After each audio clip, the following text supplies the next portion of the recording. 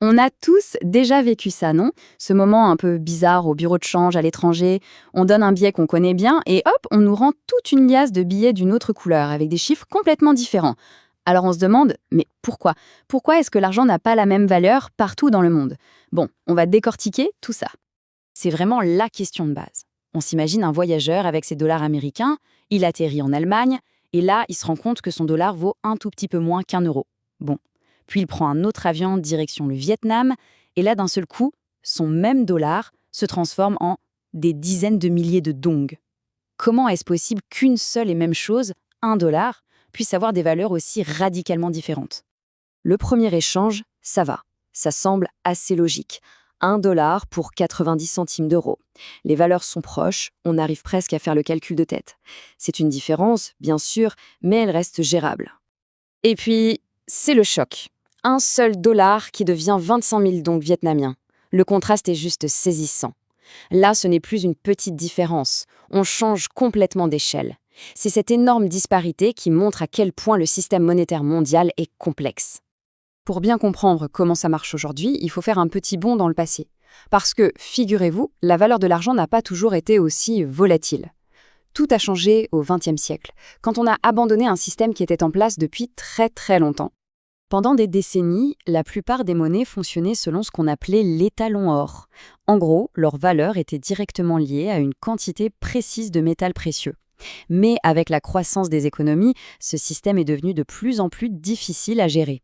Et donc, les années 70 ont marqué une rupture, un tournant majeur vers le système qu'on connaît aujourd'hui, celui de la monnaie fiduciaire.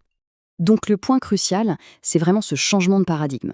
Sous l'étalon or, c'était simple. Un pays ne pouvait pas imprimer plus d'argent qu'il n'avait d'or dans ses coffres. La valeur était tangible, concrète. Aujourd'hui, avec la monnaie fiduciaire, la valeur repose sur quelque chose de beaucoup plus abstrait. La confiance. La confiance collective qu'on accorde tous à un gouvernement et à son économie. Et voilà la définition clé. La valeur de nos euros, des dollars ou des yens. Elle n'est pas garantie par des lingots d'or dans un coffre-fort. Non, elle est déterminée par la loi de l'offre et de la demande sur le marché mondial. Si beaucoup de gens veulent une monnaie, sa valeur grimpe. Si, au contraire, personne n'en veut, sa valeur s'effondre. C'est aussi simple et aussi complexe que ça. Alors, qu'est-ce qui fait varier cette offre et cette demande ? Eh bien, le premier grand facteur, c'est la santé économique d'un pays. Ce qui se passe à l'intérieur de ses frontières a un impact direct et immédiat sur la valeur de sa monnaie à l'extérieur. Le premier grand ennemi d'une monnaie, c'est l'inflation. Si un pays se met à imprimer trop de billets, la valeur de chaque billet diminue. Autrement dit, avec la même somme d'argent, on peut acheter de moins en moins de choses. Par exemple, si avec 10 euros, on pouvait acheter 2 pains en 2022 et un seul en 2024, ça veut dire que la monnaie a perdu de la valeur. Et personne n'a envie de garder une monnaie qui fond comme neige au soleil. Pour voir ce phénomène poussé à son extrême, l'exemple du Zimbabwe est frappant. Dans les années 80, le dollar zimbabwéen valait plus que le dollar américain. Mais à cause d'une hyperinflation complètement folle, en 2008, il fallait presque 600 000 dollars zimbabwéens pour obtenir un seul petit dollar américain. La confiance avait totalement disparu et la monnaie avec. Un autre outil très puissant, ce sont les taux d'intérêt qui sont fixés par la Banque centrale. Il faut voir ça comme une sorte de récompense quand on prête de l'argent. Si un pays augmente ses taux, il devient tout de suite plus attractif pour les investisseurs étrangers qui cherchent de meilleurs rendements. Et pour investir, qu'est-ce qu'ils doivent faire? Ils doivent acheter la monnaie locale, ça fait grimper la demande et donc la valeur de cette monnaie. Mais attention, ce n'est pas si simple. Et c'est là que ça devient vraiment intéressant. C'est ce dilemme. Augmenter les taux, ça attire l'argent étranger, d'accord? Mais à l'intérieur du pays, ça veut aussi dire que les prêts coûtent plus cher. Pour les entreprises qui veulent investir, pour les familles qui veulent acheter une maison, ça peut carrément freiner l'économie et même créer du chômage. Les banques centrales sont donc un peu comme des funambules, toujours à la recherche du juste équilibre. Mais la santé de l'économie d'un pays n'est pas le seul facteur, loin de là. La valeur d'une monnaie dépend aussi énormément de la façon dont le reste du monde la perçoit. C'est le deuxième grand moteur de sa valeur. L'investissement étranger, c'est absolument crucial. Prenons l'exemple de la Chine. Quand elle a ouvert son économie dans les années 70, les entreprises du monde entier ont afflué. Pour construire leurs usines, acheter des terrains et payer les salaires, elles avaient besoin de la monnaie chinoise, le yuan. Cet afflux massif de demandes a considérablement fait grimper la valeur du yuan. Bien sûr, les investisseurs ne mettent pas leur argent n'importe où. Ce qu'ils recherchent avant tout, c'est la stabilité.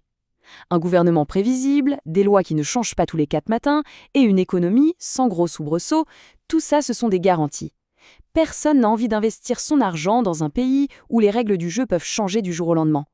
Cette confiance, c'est la clé pour attirer les capitaux. Et puis, il y a des facteurs géopolitiques qui sont uniques. Prenez le pétrodollar, par exemple. Pendant des décennies, le pétrole, cette ressource indispensable pour quasiment tous les pays du monde, ne pouvait être acheté qu'en dollars américains. Ça crée une demande structurelle constante pour le dollar. Et ça a bien sûr consolidé sa position de monnaie de réserve mondiale, celle que la plupart des pays utilisent pour le commerce international, renforçant au passage toute l'économie américaine. Face à toutes ces forces super complexes, certains pays choisissent une autre voie, une sorte de raccourci pour essayer de garantir la stabilité de leur monnaie. C'est ce qu'on appelle l'arrimage. L'arrimage, c'est assez simple à comprendre. C'est quand un pays décide de lier la valeur de sa monnaie à celle d'une autre monnaie, souvent plus forte et plus stable, avec un taux de change fixe.